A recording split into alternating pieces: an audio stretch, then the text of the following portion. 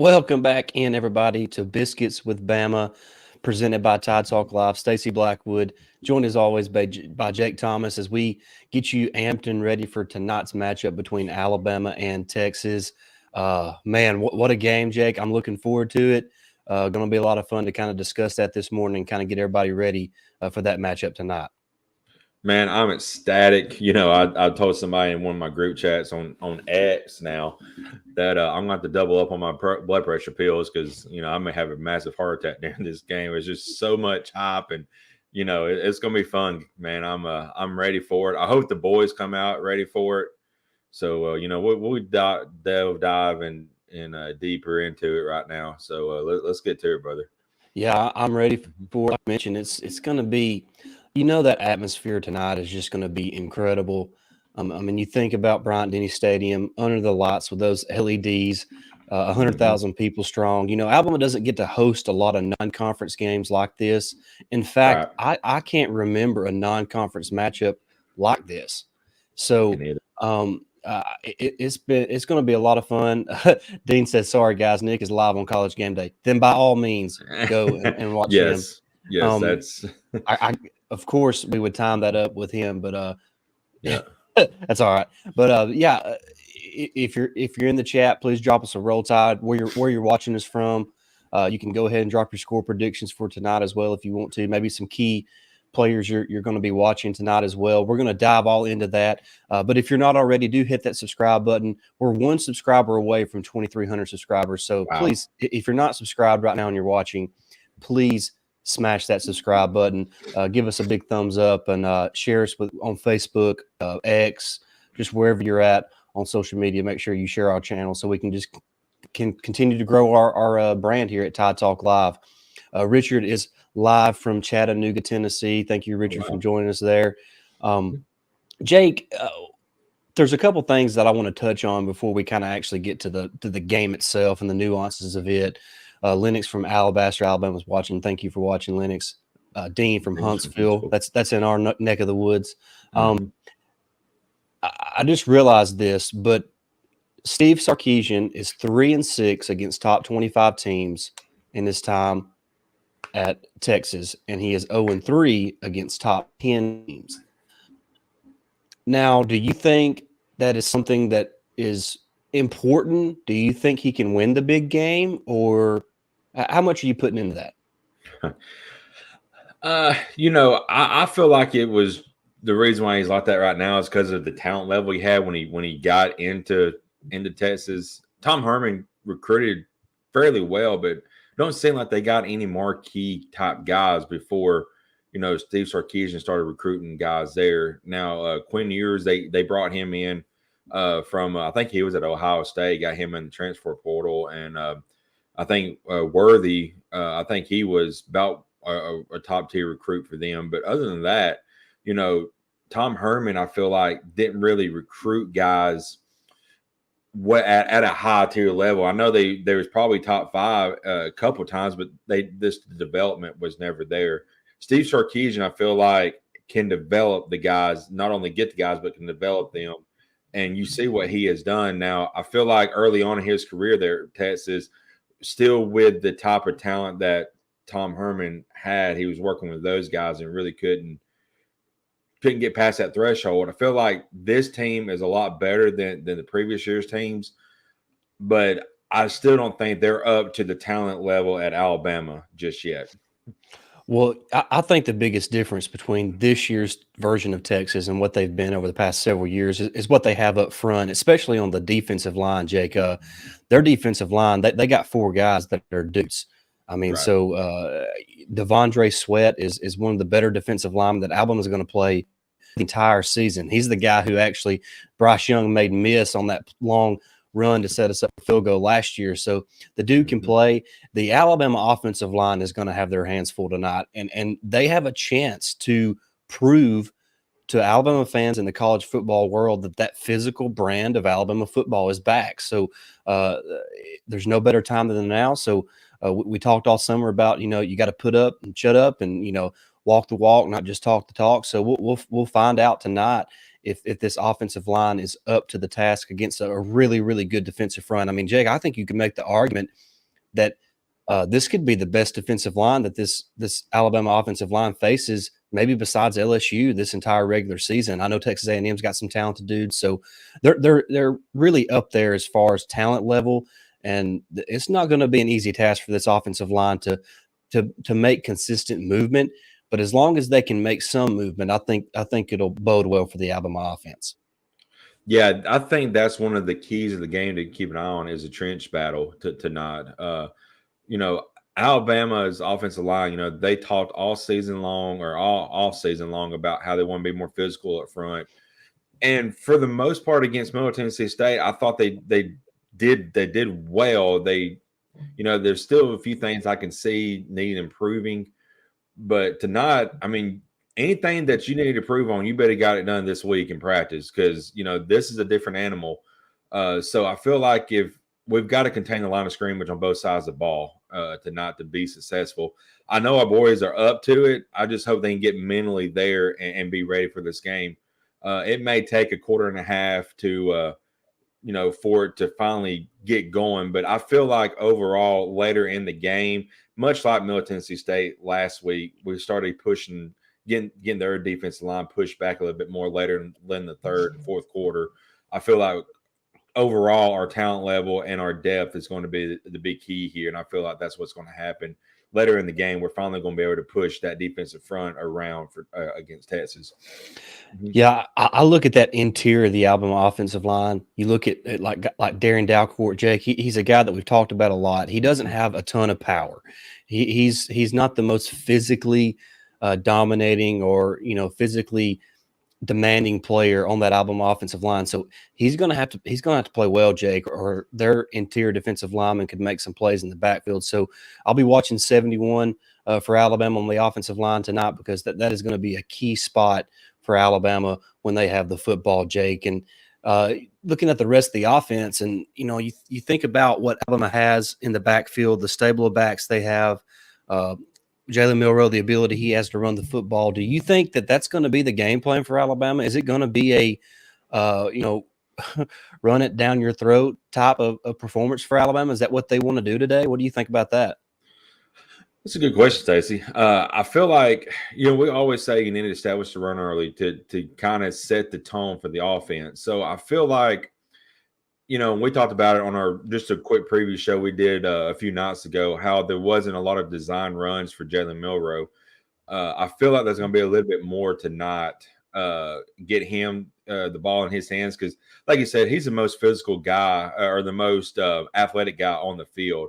So you've got to get the ball in his hands, at least running the ball for sure. And then when it's time to make the pass plays, he's got to improve on those short and intermediate passes.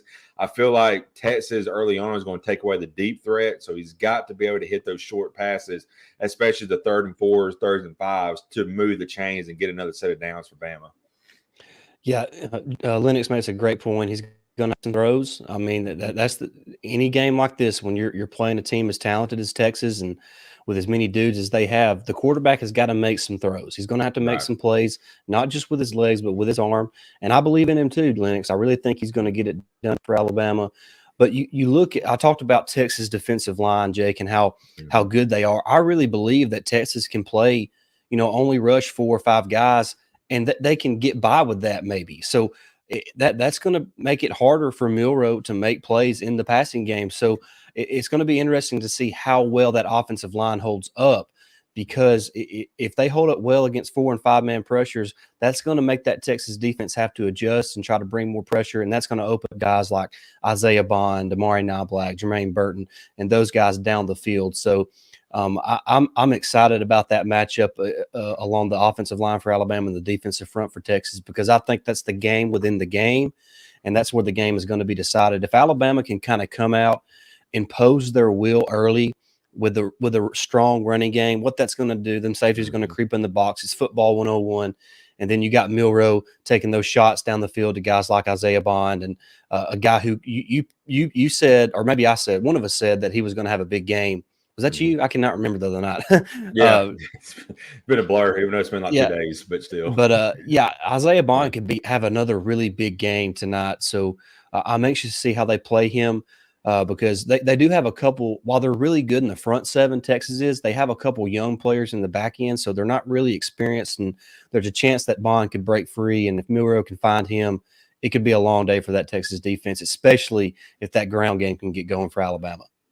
Yeah, Stacey, I feel like if we get the ground game going early on, like you mentioned, Texas can probably get pressure on Milroe by just blitzing 4 or 5 guys.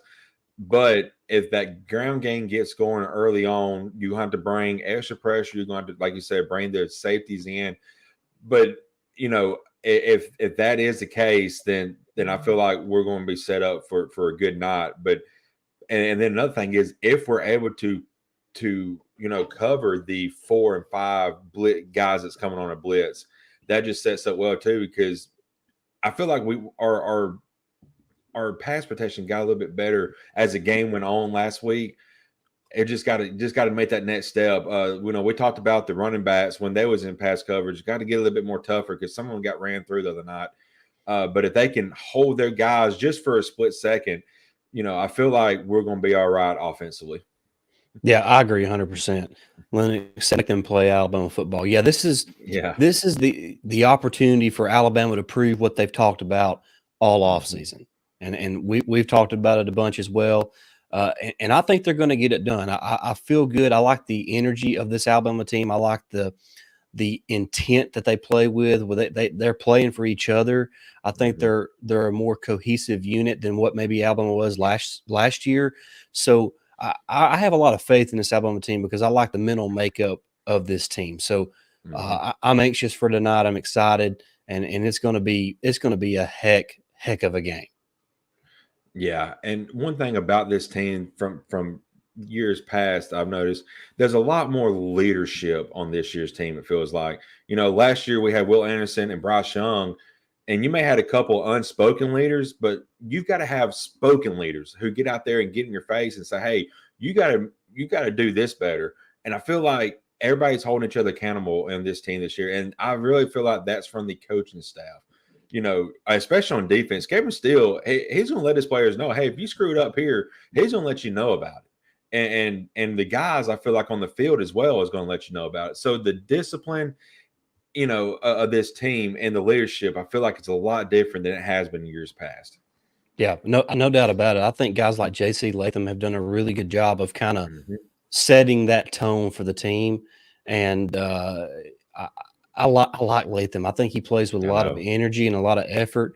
And I think the rest of the team kind of feeds off him. When I look at somebody who leads the team as far as energy and effort, that's who I look to in J.C. Latham and Tyler Booker. Those two guys are really, really fun to watch. Trying to get to the comment section here. Yeah. Brock says Alabama fans picking against Bama is crazy to me. Yeah, I don't really understand that. Look, Texas that's fair weather fans. Well, look, Texas is a great team. There's no doubt about it. They have a lot of good players, and they're certainly capable of winning this game. There's no denying that. They are capable of winning this game. But I'm not going to bet against Nick Saban in Alabama in a night game in Bryant-Denny Stadium. I mean, in 16 years, he's only lost 8 games there. Yeah, I mean, so I'm playing the odds that Alabama's probably going to win. Yeah. All right, let's see here. Dean says, I agree that the O-line got better as the game went on. Bama needs to run the ball better. Yeah, but I want to go back to pointing out on the running game from last week. Like we mentioned, there was not a ton of design runs for Jalen Milroe. And I think as the season continues, we're going to see a little bit more of that each and every week. And that's going to make the running game better because Jalen Milroe is obviously an extension of the running backs when any type of zone read or anything like that. So I think you're going to see that get better. Yeah, one thing about the running game too, it feels like a lot of our runs last week was just right up the middle. We didn't really bounce it to the outside a lot. So I feel like as the season progresses, not only will Milroe get a lot more touches and design runs, but we may see a lot more like jet sweeps and stuff like that as well come into play. You really don't want to show your hand against Middle Tennessee State. Right, no doubt. Well, and give Middle Tennessee State credit. They had a good game plan to kind of stunt and run blitz, basically the entire game. They basically said, we're going to run blitz you to death. And if Milroe throws it over our heads, he just throws it over our heads. That was their game plan. Yep, and so, that's right. Give those guys credit. They executed their game plan well. It just backfired because Milroe hit it. Yep. And then he Houdini'd his way for the first touchdown on the bad snap. So, God, that was wild. William Simpson's got a great question here. I just hopped on. I apologize if you discussed it. Do you think Jahad Campbell will start? Will they slowly bring him back into the fold by spot playing him? I imagine they're going to spot play him because I think Alabama likes several of their linebackers on the inside. You look at Trez Marshall. Obviously, Deontay Lawson's going to be in there a lot. So it's going to depend on package. How they kind of play their personnel. But, I expect Jahad Campbell to play, fairly often tonight against Texas. And one thing that right before we jumped on, it was reported that looks like Malachi Moore is good to go today or tonight. I hadn't heard anything about the status of Jalen Key. Last I heard, it's going to be like a game time decision. So hopefully we'll get him back as well. Maybe we'll get some kind of update before the game. Yeah, I have not heard anything specifically on Jalen Key yet. As far as his status, it's just like Jake mentioned, it's probably going to be a game time decision, and likely won't know anything until we either see him on the field or we don't. Let's see here. Trying to get back. Tommy says, "Good morning, Roll Tide Roll." Good morning, Tommy. Thanks for joining us. Alabama football starts with the O and D line, no doubt about it. Yes. Unless something crazy happens or Miro turns the ball over late. I think he's referring. That's the only way Alabama loses, and I tend to agree. I think if Alabama takes care of the football, if Alabama doesn't have any turnovers or maybe even just one turnover, they probably win the football game. I agree, Lennox. I hadn't had breakfast yet either. I'm about to starve, but yeah, these biscuits are making me. Yeah, I've been up since 5 this morning. I put on a Boston Bud on the smoker, so I've been up since 5. Got that going, and I have not had anything to eat either. I've been drinking coffee, so yeah, me too. I'm saving room for that pulled pork. Yeah, that pulled pork here in a little while. So, yep.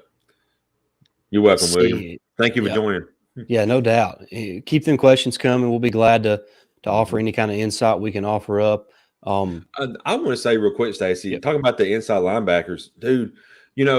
I know he's going to have to work his way, and he's probably going to get some looks here and there throughout the season. But Blackshire, I feel like he had a really good game the other night when he got called upon. He just took that ball from that wide receiver. It might have been a running back that he was on that the other night. I was like, man. But that's the thing about this year's defense. I feel like it's attacking. It's going and finding the ball carrier and then just either, laying him out or trying to get that ball from him. And I feel like that's another extension of this defense we haven't had in a few years. It is somebody who's trying to make plays on that defensive side. And just like everybody on this team, Jalen Key, for one, he read the quarterback the entire way on that and just absolutely had a perfect route to the ball when he intercepted it. And then Blackshire just taking it from the guy. That was just amazing. That was Blackshire's forced turnover was the definition of a takeaway. He literally took it away from that dude. So, and on Key's interception, like you said, he baited the quarterback and the way they played that coverage. So, really good disguise and really good, design by Kevin Steele in that defense, and Key executed it perfectly. So, I hope we get him back tonight because I think he could be really an important piece for Alabama. The fact that Malachi Moore's playing makes me feel so much better because he's the guy who makes all the calls in the back end of that defense. And we saw him play safety, star, nickel corner. He plays a little bit of everything for Alabama. So getting Malachi Moore back is huge for this team. Absolutely. Roll Tide Cassidy, thank you for joining us this morning. I did. I saw you yesterday at Kroger. Yeah, she told me about that. Let's see here. I don't think we've missed anything. But Jake, more specifically about the game, I want to offensively give me 2 guys that you got your eyes on tonight. I'm going to say Jace McClellan because I feel he is the number one guy running back. I feel like if he gets going early on, he had an 80-yard run against Texas last year. We certainly know he can break a big one. And then the other one, I know, I think me or you won. I think it was me. I'm not 100% sure. I had to go back and listen to the other show. But one of us said Isaiah Bond, but I'm also going to say Amari Niblack. You saw what he, late in the game last week. He become more of an option, and I feel like as the year goes on, you're going to, Alabama fans are going to learn about Amari Niblack. He is going to be a special player in this offense because we talk about Tommy Reese loves the tight ends, and feels like Amari is the one that's got the most upside in that room. So keep an eye on him tonight too. Yeah, I love those picks, and I'm obviously Milrow is somebody to watch, but that's kind of a Right. cheap Yeah. answer. So, Yep. but I'm with you. I think the way it worked was you picked Isaiah Bond as your offensive MVP, and I picked Jace McClellan. Yep. And those are the two guys I'm watching, Jake. And I just feel like Jace can do a good job of setting the tone on the ground. And then the payoff will be hitting those deep balls to Isaiah Bond. So I guess really you could just say I'm watching the running backs and the receivers because it could be any of the guys. I mean, it just depends on if somebody gets hot or not because both those rooms are so deep and talented. So looking forward to how Alabama performs as far as the ground game goes to then set up the play action passing game down the field. Defensively, Jake, there's some keys to this game defensively for Alabama, and I think the number one thing is limiting the explosive plays for Texas. Texas was Quinn Ewers was 0 of 7 on passes of 25 yards or more last week against Rice. Right. And in fact, Texas as a team dating back to last season has only hit on 25% of their passes 25 yards or more down the field. I think that's what the stat was, something similar to that. So defending the deep ball and limiting the explosive plays, especially to guys like Xavier Worthy, A.D. Mitchell, the Georgia transfer, is going to be huge. So, Jake, defensively, who needs to step up for Alabama to get the job done tonight? I feel like, I'll go each level. Interior line, I feel like Tim Keenan is going to continue having his hot, pretty much fall camp up to the first game of the season. I feel like he's going to continue being streaky and being the interior lineman. He may not be the most flashiest, but he's been the most consistent here. Especially last week, he was in the backfield a lot. So I'm looking, for him to have a big game tonight. And the behind him and the other front seven, I feel like Braswell is going to have another big game. He really showed up or showed out last week, and you feel like he's not a Will Anderson, but he can be just as good. There'd never be another Will Anderson, but he can be a dynamic pass rusher as well on his own and make a name for himself. I feel like that starts tonight. And in the secondary, I'm watching Kool-Aid McKinstry. I know that's probably just a safe bet, but he's going to be tasked with stopping Xavier Worthy tonight. We already know that. So you've got to, if you can keep Worthy in check, Texas has other playmakers, but I don't think they are explosive and can make a big time play like Worthy can. So if Kool-Aid can keep him in check, at least for half the night, I think we're in good shape.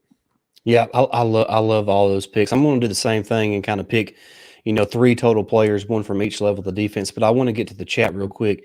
William Simpson says MTSU was getting the ball out real quick, so we didn't really see the effects of how great the defensive line can be by moving Otis to defensive end, Keenan in the middle, and Aboybe at the other end. I agree 100%. I think, and that kind of leads me to my first guy. I think Jaheim Otis is a guy who could have a really good, strong performance tonight and really set the tone for Alabama defensively, living in the Longhorn backfield, because the Texas offensive line was they struggled a little bit last week against Rice. I think they've made a move at right guard, so it'll be interesting to see kind of what they look like tonight against Alabama. I think Alabama's got a little bit better dudes up front than what Rice had, so we'll be interested to see that. Lennox then mentions Lawson and Arnold as his two guys. That moves me to my second group in the second level of defense, Deontay Lawson, Jake, one of the best linebackers in the country, a guy who tonight could put a stamp on who he is as a football player to the college football world. I think Alabama fans are pretty confident in who Deontay Lawson is, I think he's going to put the rest of the college football world on notice tonight. I want to get to the chat real quick. It's too crowded here in Tuscaloosa. I've never seen it so packed here. More Bama fans than 2019 game against LSU. Yeah, that is crazy. That is. That is crazy. Gary Nelson says this is not the defensive backfield that has been getting lit up the past few years. Tide will roll. Right. I agree with that. We've talked about the secondary a lot, Jake, and that brings me to that third level of the defense, Jake. I'm going with Caleb Downs. He didn't get a turnover last week in his first start as a true freshman. I think he gets that tonight. I think Caleb Downs makes a big play, and I'm even going to call it early in the game to kind of help set the tone of how this matchup is going to play out. Gets a big turnover, whether it's a pick six or anything like that. He's going to force a turnover, set Alabama up in prime scoring position, and then Milroe and company is going to close the deal, give Alabama an early lead, and I think the rest will be history after that. So I'm going with Jaheim Otis on the defensive line, Deontay Lawson at linebacker, and Caleb Downs there in the back end of that defense. Man, those are all great picks as well. Another guy in the defensive backfield, and Lennox mentioned, Terry Arnold. I feel like he did a great job the other night. There was a lot of talk and a lot of I guess competition there at his spot. We talked all offseason about who's going to be that second corner to spell and opposite of Kool-Aid. And I feel like he had a great game on the night. The very first thing that I saw that I knew that's going to be different about this defense than the years past is that first throw towards him. He had his head turned around, and I'm like, thank God, because we've been harping about that forever. He had his head turned around, and he was easily up there, had his hand up to make a play. So that's the thing. I feel like this team is going to get a lot more turnovers because they are going to get their heads around, and they're going to be a lot more physical. So a lot of hits. I remember Jaheim Otis laying the running back out last week. He was out there like a linebacker. I didn't realize that kid can move that fast. I know he's down like 110 pounds from when he first stepped on campus. But and another thing, his transformation has just been awesome to see. Coming in like 410 or something. Now he's at 308. It's just amazing. So, but he got out there, and I was like, man, he just leveled the dude. And one of the funniest hits, to talking about physicality, which we talked about all season long, is on the sideline when Bond like won his first receptions. He ran out of bounds, and the guy was still coming after him. He just laid the guy out. I was like, yeah, this team's different. It just feels different this year. So, I see positives. Yeah, I want to get to the chat again. Tommy brings up a great point. Bama's going to get punched in the mouth. How they react is crucial. Special teams and turnovers. Expect to come after Milroe. I expect Milroe to shred them with the passing game. Tommy, I agree on all those points, especially early in the contest. It's going to be about who comes out and can absorb the blow and then give one back. That is what the key to the game is. That's right. Let's see here. College game day picking Texas to beat Alabama is all the players need for more fire. Disrespecting Alabama at their own house is a big no for Saban coming up with a fire lock. Yeah, that's I would give anything to be in that locker room to hear that pregame speech. Yeah. I know he don't make picks, but Reese, I think everybody knows what he's pulling for. But everybody else, when I first started watching game day, and there's got to be some kind of, and I don't try to get way too out there in the political spectrum, but that's got there's somebody's grandparent or parents and grandkids out there is like, get my grandpa off TV. Lee Corso, God love him, he's a great guy, but he just said that Texas has a slim to none chance, or when he first started, to win this game. But then right after that, Kurt Herstreet said, but on my show yesterday, you said Texas is going to win the game. So, he's not mentally right. Get him off TV and let him be a granddad to somebody. I love Lee Corso, but still. Heck, he might be old enough to have great grandkids. But yeah. He don't remember what he says. Yeah, and that's obviously with all due respect, because Corso is a staple of college football game day. So, I understand that why they've let him hang on for as long as he is, because he's kind of what helped build that show to what it is today. But I'm with you, man. It's time for Corso to hang it up. But yes. But game day is not going to force him out. So no, it's going to be just going to have to put up with it, I guess. But I'll be honest with you, I was not sure I've always liked Pat. Speaking of game day, I've always liked Pat McAfee. I wasn't sure how he would fit with game day, but I'm telling you, man, I think it was what game day needed was A somebody fresh like, breath of air. yeah, Mhm. I think they needed that, and he's out there, man. I mean, he does some crazy stuff, but Yeah. like somebody mentioned in the chat earlier, he's the only guy who can make Saban smile, just constantly. Yeah. Saban's now going to be joining the Pat McAfee show every Thursday throughout the season. So I don't know. I think it was a shot in the arm for game day to get Pat McAfee on the show and to bring him on board. And I think what makes Pat so much fun to watch is that he's authentic, man. Like he loves the game and he loves to talk about the game with everybody. It doesn't have to be a specific player. It can be fans, coaches, and you can tell there's a lot of admiration for Coach Saban. And like Lennox says, I think Coach Saban appreciates what Pat does for the game of college football as far as Right. kind of because what is college football about? It's about passion. It's about pageantry. And that's what Pat McAfee is. He's all about passion. And Yes. I think Nick Saban respects that and admires that from Pat McAfee. Yeah, he got the crowd going early this morning. He got up on his seat and was doing the roar, leading that, and everybody was just, he has him eating out of the palm of his hand. I mean, he's great. I watched wrestling, so he was a commentator on wrestling for a couple, Right. For 6 months, and then before he come to college game day, so he did the same thing in that aspect and that atmosphere as well. So. He's just an all-around great dude, and anything he does, he just fits in. It seems like He does. I think he could, call sewing competitions or something, and it'd be a lot of fun to watch. yeah, I don't know, chess man. competition stuff. He just he is the epitome of be where your feet are, because wherever he's at in that specific moment, he is all in. He is all in. So I appreciate that from Pat McAfee. I know sometimes it can be too much for some folks, but I love it because he's genuine and authentic, and I appreciate that. Absolutely. Linda says to watch wrestling too. Yeah, I haven't watched it a lot lately, but I've got Peacock, and so I try to catch all the pay-per-views. So that's about all I do now. Hey, Lennox brings up a great point right here. Yes. It says, I want us to get punched in the mouth. That's going to show who the real players are. No doubt. I mean, that's it. That's what we're going to find. That's what tonight's about, is finding out who on this Alabama team can take the punch and then not only take it, but give one back that makes the other team quit. And so, Saban had that great speech one time, make their, quit. Yeah. That's what I want to happen. Yep. That's what, Bama football has been about for years. And I feel like it's slowly going back in that direction where we're going to start making people's butts quit. Yeah. Keep it PG. Yeah, exactly.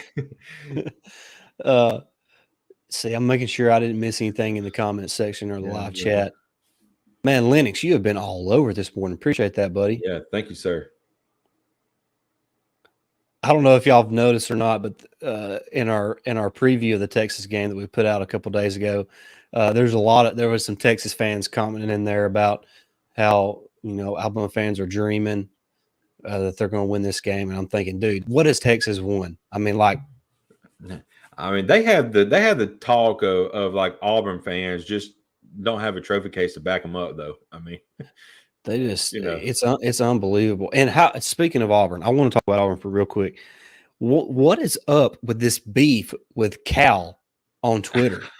It is all over the place. It is. Nobody cares about Cal football. I promise you. There's going to be like 8 to 12 people in the stands in Cal. There's going to be.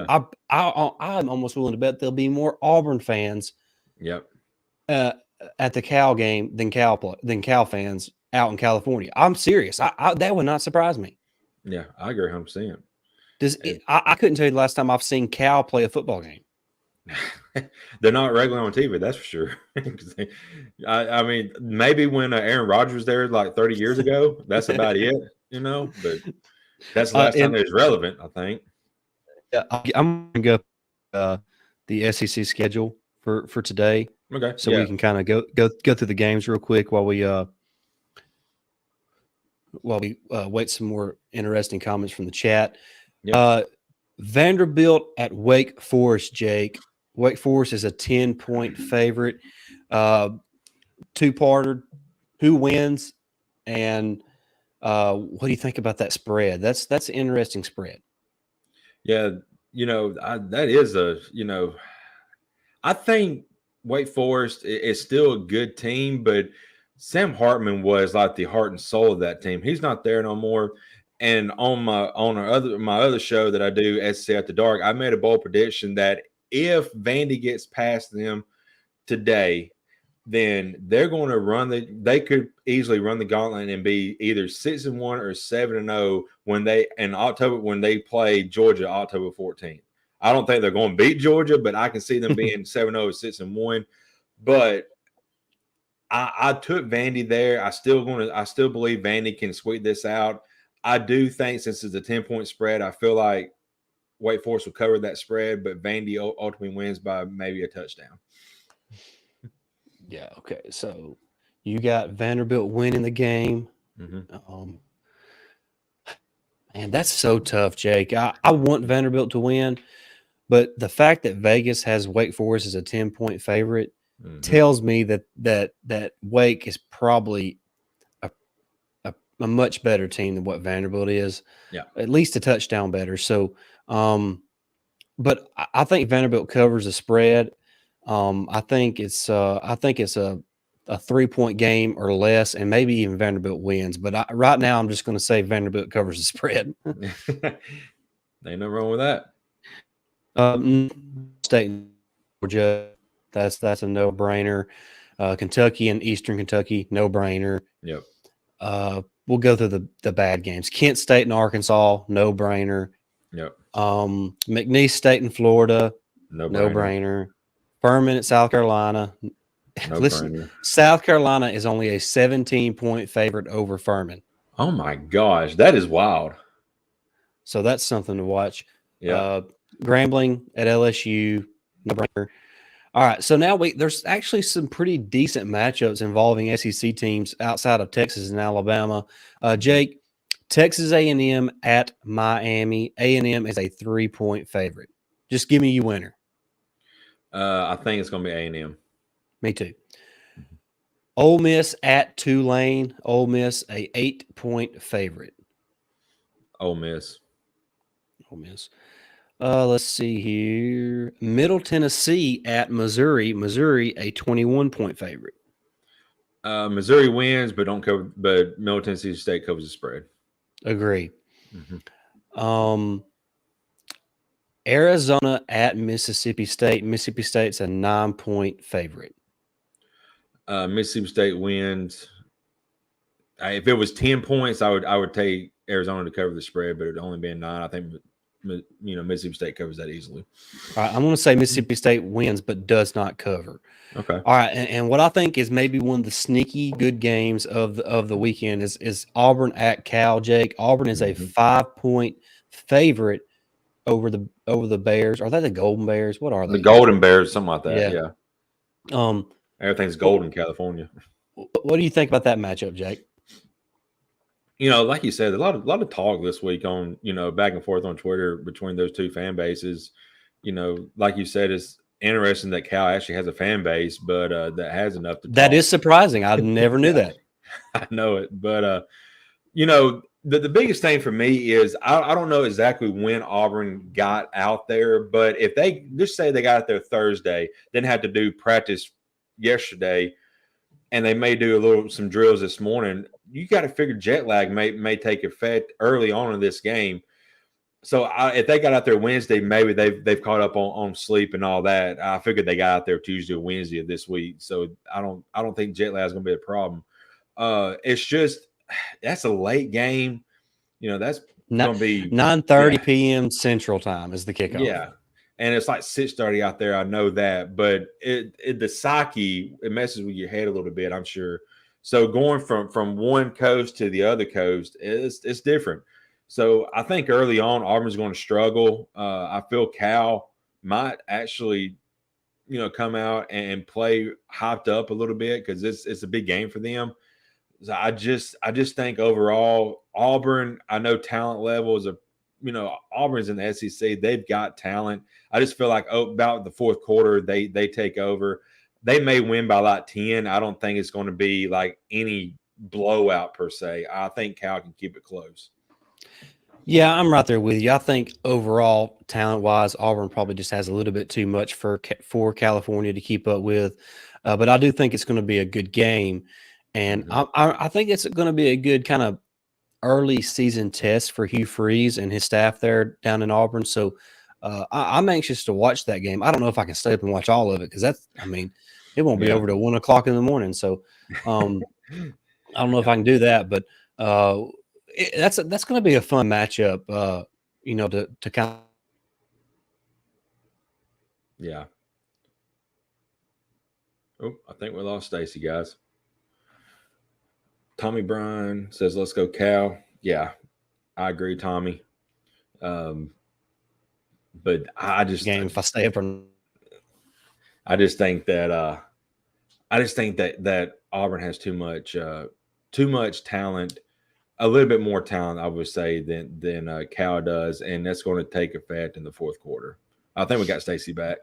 Yeah, sorry guys, my internet is ridiculous. But Jake, as we we've talked about all the SEC games, Jake, let's real quickly wrap up the show and final thoughts, opinions before this just incredible matchup between Alabama and Texas.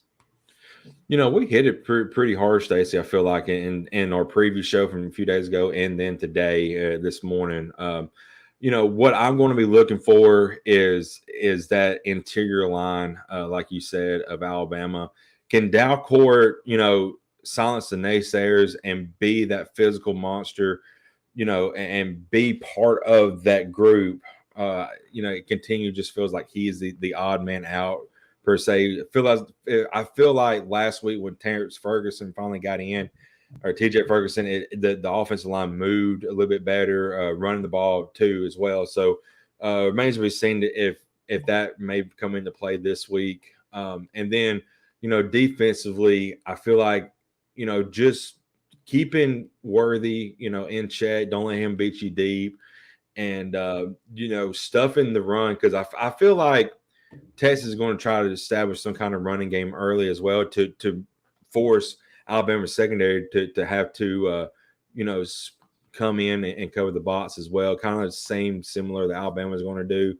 But if we stuff the run early with those three guys or the front seven, I think we're going to be all right. Other than that, I feel like Alabama is going to win this game. I took 42, or I said 42-20 on a previous show. I'm going to stick to that. So I think Alabama in the second half is just too much because talent level and depth. It's just way too much for Texas to overcome.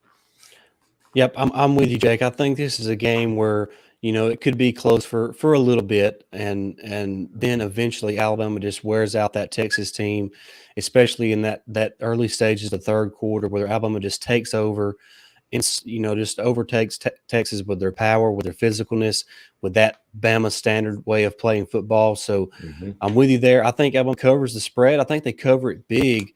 And maybe the final score doesn't indicate how close the game was for the majority of the contest, because I think Alabama's going to win this game 38-17, so a 21-point victory for Alabama. But early on in this game, you talked about Texas trying to run the football early. I think Texas is going to take their shots early in this game. So good point. I think Starks knows that he's going to have to hit some big plays, and I think he's going to take his shots early and often. And I think Alabama needs to make Texas pay for that and force a couple turnovers, get them behind on some possessions, get behind on the scoreboard, and then that will allow Alabama to kind of play more in what they want to do, and playing a physical run first style of football to set up the play action passing game.